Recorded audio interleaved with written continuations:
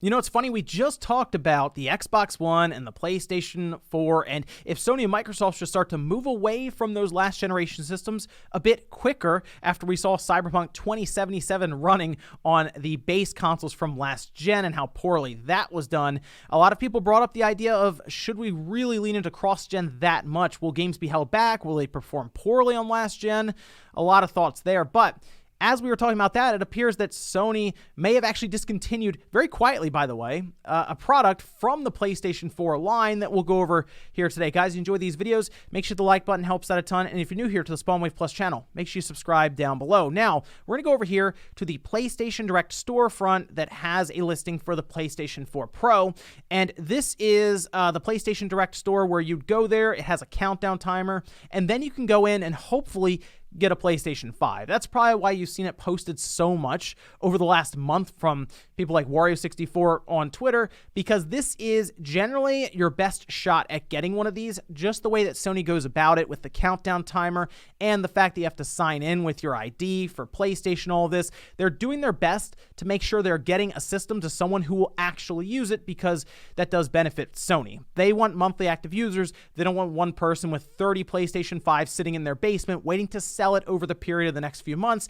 at like $1,000 a piece. Doesn't make sense for Sony. So having this site set up is pretty cool, but they do have this here, the PlayStation 4 Pro 1TB console, $399.9, and it is out of stock with a bullet point at the bottom that everyone seemed to notice, saying there are currently no plans to restock this item in the future. Now, the first thing that's very interesting about this, the PlayStation 4 Pro is still $399. There was never like an official price cut. We did have like the base PS4 and the PS4 Slim moved down to $300, and you know what? They've done a lot of promotions with things like that PS4 Slim and less promotions with the PlayStation 4 Pro over the last few years, where we had the PS4 Slim.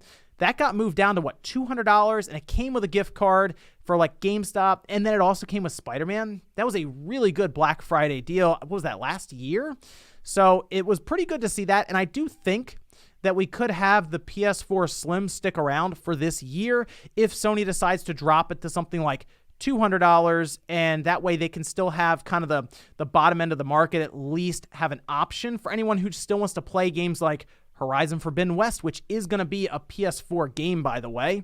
They at least have an option if you're not that interested in spending $400 or $500 on a next-gen platform. And I mean, really, if you think about it, $400 for a PlayStation 4 Pro, that's the same price as the PlayStation 5 Digital Edition. So, like, the PS4 Pro is just in a weird position right away because of its pricing. It made a lot of sense in 2016, right? I mean, having a 4K system at $400 then was a very good price for that. And now you sit it next to the PS5 Digital, and yeah, it looks archaic at this time. And really, Sony would do this quietly because Microsoft did the same thing with the Xbox One. It really doesn't make good headlines for you, I guess, and there's no point in saying, hey, we're discontinuing a system from last gen. To them, it's like, yeah, we'll just quietly do it. People probably won't even notice because the PS5 itself is so hot right now, and for the most part, I believe this went for like a day or so before people decided to take a look at the listing for whatever reason, and then they noticed that. Now, the other part here is you still would have to manufacture, ship these out, all of that, and right now, Sony appears heavily focused on getting PlayStation 5 systems to stores as fast as possible, but while we talk about the bots and the scalpers and all of this kind of drying up the market and the stock, it does appear that Sony, at least according to Bloomberg, is having an issue right now in manufacturing with chip yield, which would have a massive focus from Sony because that would limit their amount of stock that they can get out. Generally, chip yield will kind of correct itself throughout the generation as they work to I would say just hone in on the process, manufacturing, get all of that done efficiently. And generally, you will see that start to level off and become better overall. It sounds like, according to Bloomberg, the chip yield percentage has not been in Sony's favor, and it's been worse than expected. Again, these are reports from Bloomberg, and I do remember AMD or Sony saying that that's not correct 100%. But, I mean, the stock situation right now isn't exactly helping their case here, right? If you look at that and you say, wow, there's really not a lot of PS5s out there, yeah, you would start to wonder, okay, why is that? Maybe the chip yield really is a problem. And to Sony, this is probably just a waste of time anyway.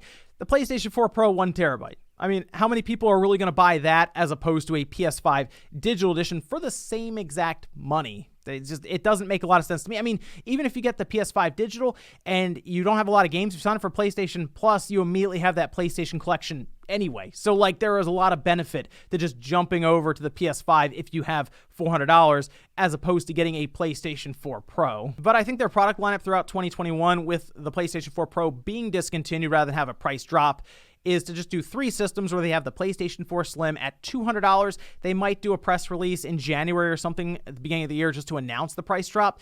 It would have been good to see them do it like during the holidays just to try to clear out stock. But if they are thinking, okay, we're going to bring this through 2021 with us, it would make sense to announce it then in January where they would have this full lineup. PS4 Slim, $200. Then we'd have the PS5 Digital at $400 and the disc-based PS5 at $500. The PS4 Slim is still a capable multimedia device. And if you look at it, like I said, you're going to have some of these games be cross-gen throughout the year. We're still trying to figure out if God of War is going to be on the PS4. And we already know Horizon Forbidden West is.